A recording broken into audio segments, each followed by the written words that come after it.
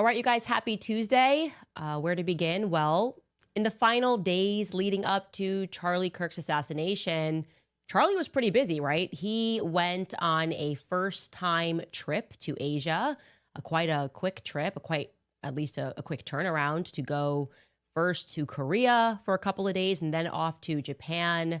And honestly, if I was a conspiracy theorist, and I kind of am one, I might think at this stage that the timing of that trip might have been intentional because something was going on back home they didn't want him to see. Well, what I'm about to tell you guys today is going to positively blow your mind. I just cannot see how this would lead to anything other than a full confession from the government about the military's involvement in his assassination, but I'm just going to deliver the facts and see where they land. Welcome back to Candace. I am just going to tell you guys exactly how everything came about, everything that I'm about to deliver to you. Yesterday was a holy day of obligation in the Catholic Church. It was the Feast of the Immaculate Conception. A day of obligation means that a day in which you are required to attend Mass outside of, obviously, typically Sundays. And so as soon as we concluded this podcast, I grabbed my jacket and I ran out the door, okay?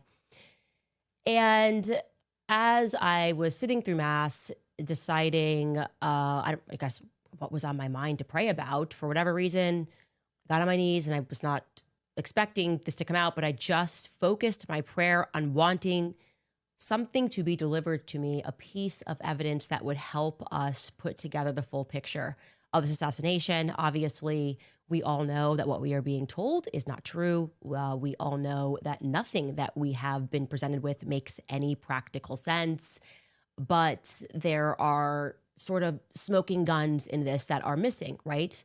It's one thing to point out all the lies, but we need to also have solid, concrete proof of something that took place that was out of the ordinary in the days leading up, maybe, I don't know, a planning session. Well, I got back home after this very intentional prayer and did my routine, had a very late dinner, went up and said goodnight to the kids, got myself ready for bed, sat in bed, and I thought, you know what, I'm just going to open the tips box.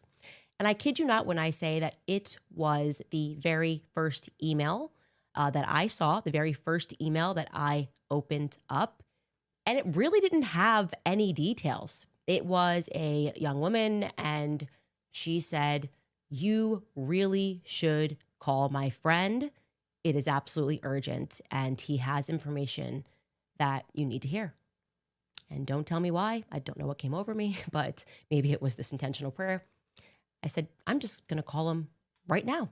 5 minutes, not even 5 minutes after this email hit my inbox, I was calling this person and I had no idea what it was going to lead to, whether it was going to be a totally insane person or whether or not it was going to be a very swiftly answered prayer.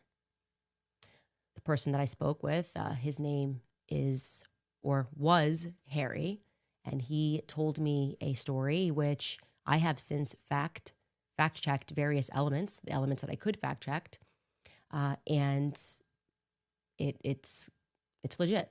This is a legit story that I'm about to share with you, and I want to say before I relay it that the descriptions of the people are based off of his own memory, but the facts pertaining to where he was, whether he was where he says he was, for the reasons that he says that he was there, he is being honest. Okay, I can tell you that he is being 100% honest, and you are free to look further into this. I am certain he is going to probably be doing a lot of interviews in the near future. I can also factually state that there was an incident report, so this was recorded, and what transpired on September 8th that caught him by surprise was something that he thought was a part of a broader military conspiracy against him. He could not fully comprehend why what was happening, okay? So let's start actually 35 years ago, because you need to know who this man is. In 1990, this young man named Harry Myers discovered something that would shape the next 3 decades of his life, okay? He was at the bottom of the military chain.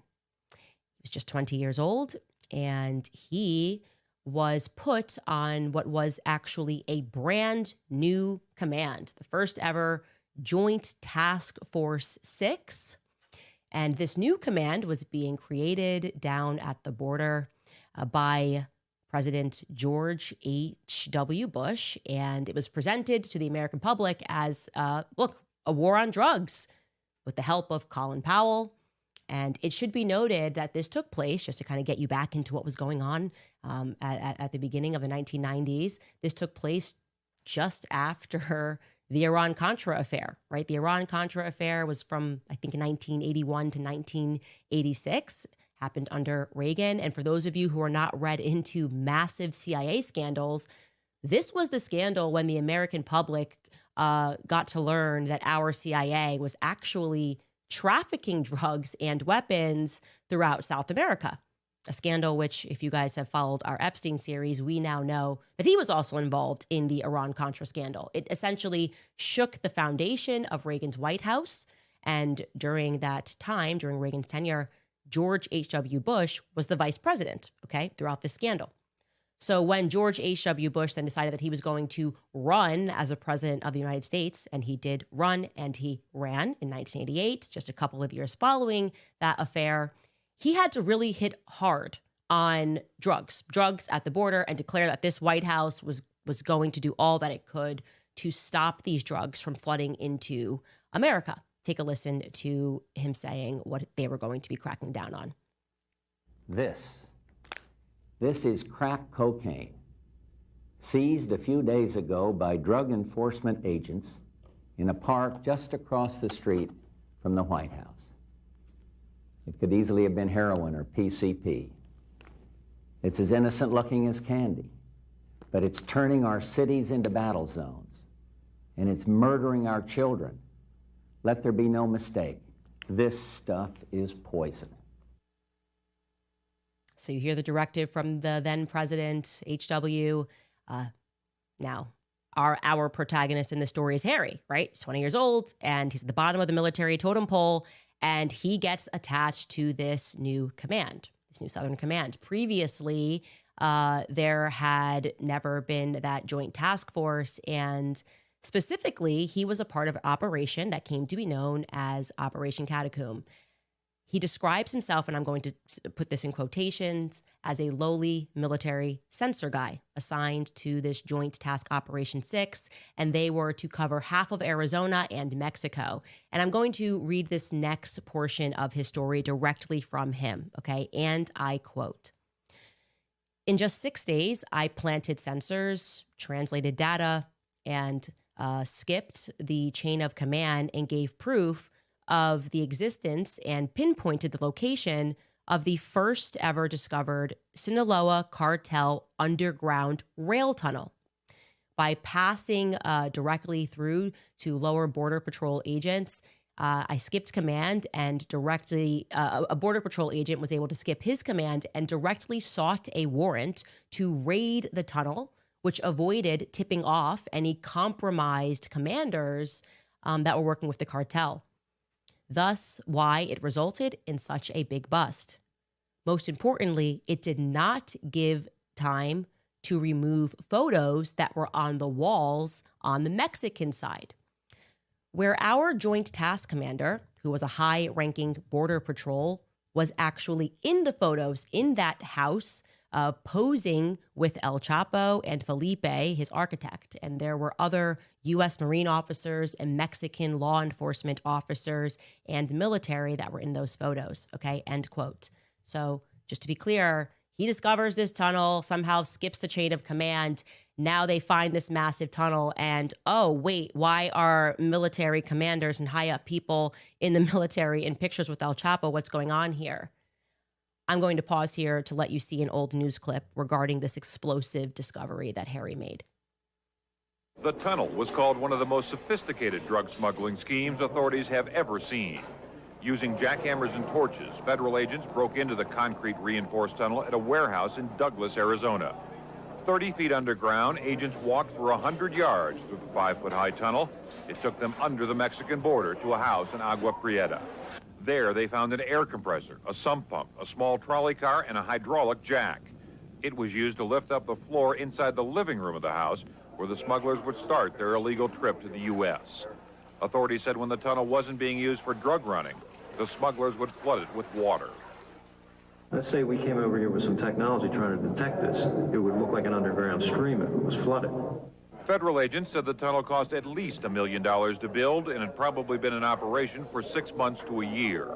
Last November, customs agents received a tip that a sophisticated tunnel was being used to funnel cocaine into the United States. This type of tunnel is not an amateur operation. It's a highly sophisticated engineering feat that took place. Mexican authorities were also involved in the investigation and the raid.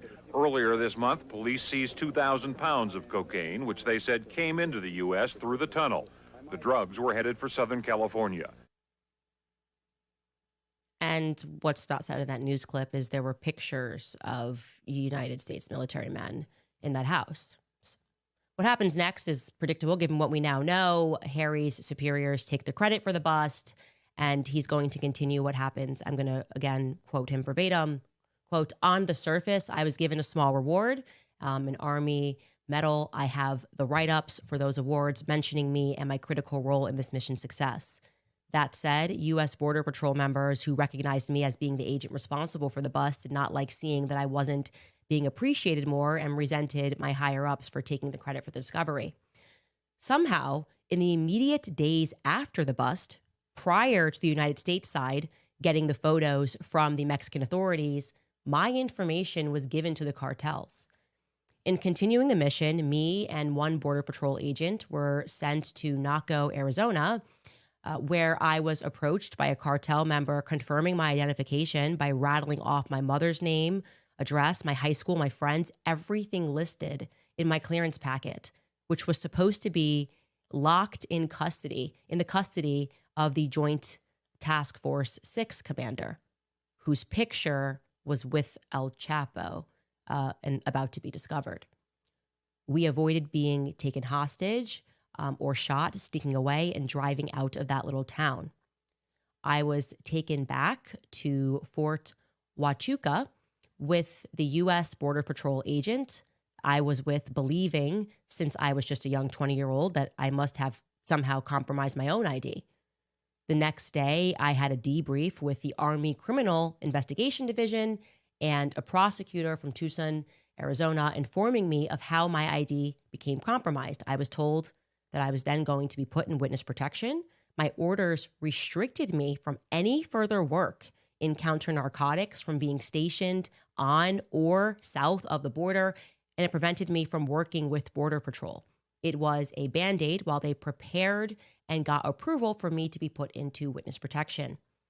Also, to protect me, the mission and the prosecutions, I was also put under an NDA gag order, which was dated out, okay, look, it says 1990, to May of 2025 to prevent me from mentioning this entire ordeal. The witness protection entrance never happened. The ball got dropped. I never got contacted for it. From what we uncovered, a deal was made with the compromised U.S. Border Patrol agent commander. Okay, so let's pause and just recap there very quickly. And I'm going to tell you what this has to do with Charlie Kirk, okay? So I guess in a sentence, a young military man did his job excellently. He accidentally stumbled upon, or actually, accidentally stumbled upon the fact that our government was implicated, not in fighting the cartels, but working with the cartels. And suddenly he realizes after some time that the government then feeds him, or somebody spitefully, perhaps his commander, fed him to the cartels. And now he's on the run for his life. What happens over the course of the next 35 years is he's hacked. He says that he goes through abusive litigation. He is harassed. He says there are narco attorneys that attack his credit. He has police records, by the way, for all of this. He has presented evidence for this. But throughout a certain point in time, these police records were virtually disappeared. He had been reporting that hitmen were coming after him. He had names.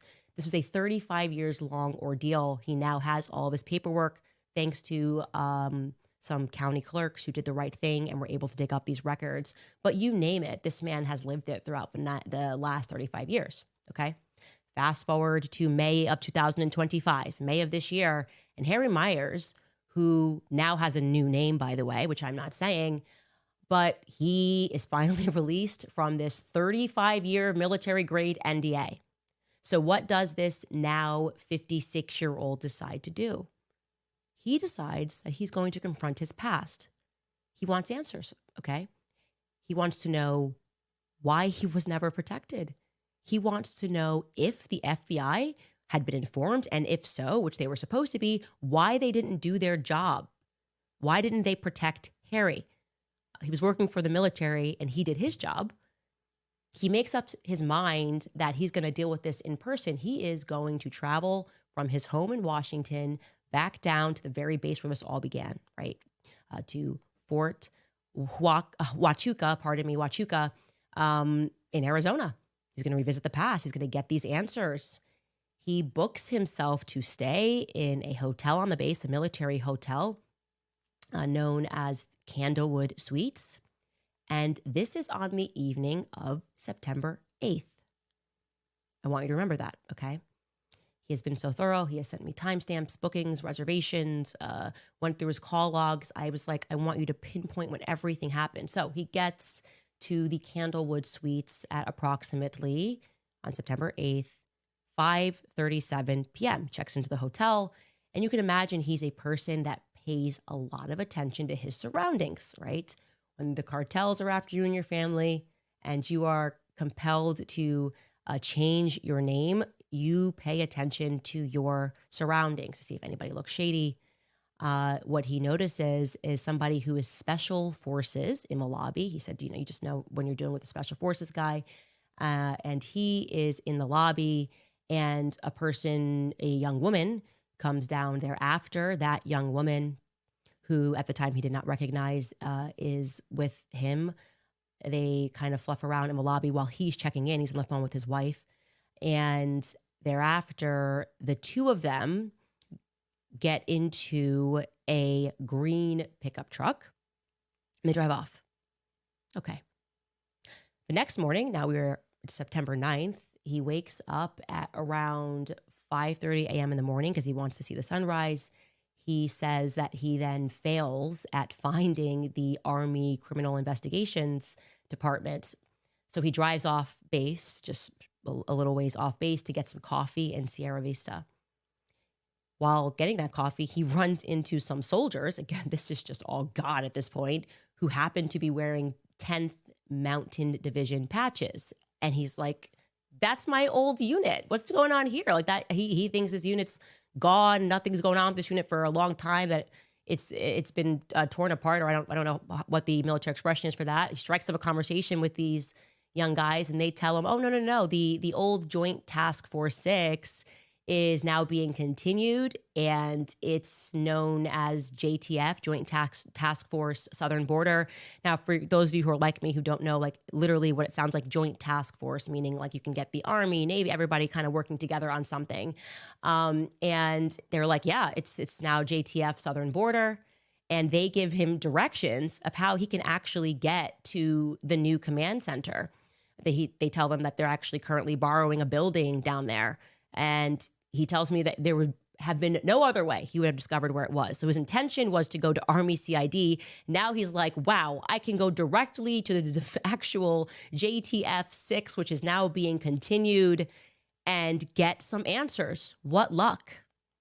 It is now around 7:37 a.m. when he enters the new or temporary JTF headquarters. And he sees two guys, and he's pretty impressed. He's like, whoa, these are, again, military term, E4, E5s. He told me that means that they're lieutenant colonels, and they are the ones that are checking him in.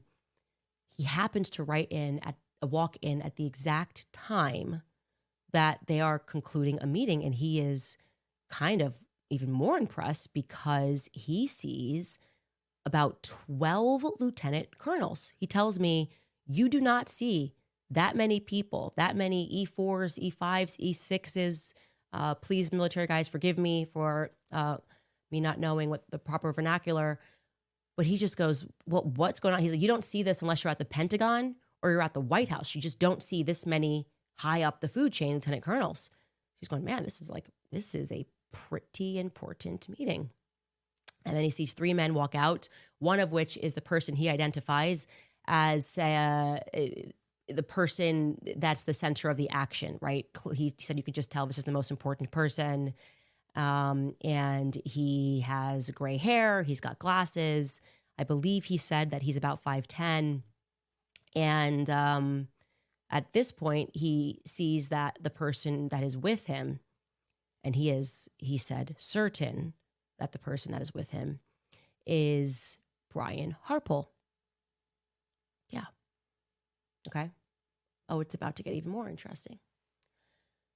So, and again, I'm going to say allegedly because I wasn't there, but I have spoken to this guy and I very much trust what he is saying. I think he is very credible, okay? So he sees Brian Harpole come out, this older guy, and what then happens is first the guys that are checking him in are friendly. He explains to them, yeah, this is what happened to me. I just want to speak to somebody. They're like, yeah, let me help you. Then all of a sudden after Brian, who he believes to be Brian Harpole, who he's not obviously recognized at that time, he would not have known that was Brian Harpole, but he remembers him, obviously, because then the biggest political assassination since JFK happens. Suddenly, somebody hits the panic button, and 2 captains come out, and they escort him out of the building, and they begin what becomes a 7-hour interrogation, okay? They think he's a spy. How did you rumble this meeting? How did you know this meeting was taking place? He's being asked a bunch of questions. They're putting pressure on him. They're gaslighting him. I actually want to, if you give me a second, I want to read exactly what he messaged me about what took place. Because it's just, it's incredible. It's actually just incredible how he describes what their strategy here of attempting to gaslight him into believing that he was a spy or that he was working for somebody. And he's like, no, I'm just here over an incident that happened 35 years ago. I'm trying to get answers regarding it, and they're putting pressure on him. I'm going to write this verbatim.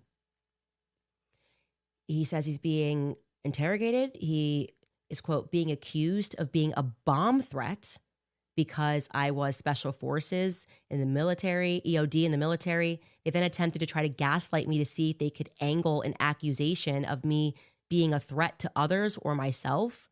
When all of that fell flat, they then conferenced with base commander after I assumed they verified that I was not there to spy on that particular meeting. They decided it was okay to send me off post. That's when I drove to Tucson. I got a room. The next morning, I turned in my rental car. I got on a plane back home, and I had to stop in Salt Lake. Upon landing and turning on the phone, my wife is telling me about Charlie Kirk. And again, this was just a coincidence. I happened to be in the airport at the time that you are talking about all of those strange flights that were taking place there. I did not notice anything helpful other than the fact that the airport was not very crowded. So after 7 hours, he explains to me that they were going to, they debated holding him for 48 hours for this perceived, perhaps maybe bomb threat spy thing that's happening. And he's thinking, can you imagine this? They're paranoid, but he's paranoid and thinking, oh my gosh, this is more like Sinaloa cartel stuff. And I'm being treated like this because I've wanted to speak out about this story for 35 years. Both of them are wrong. Okay. Both of them are wrong. This really is just a coincidence.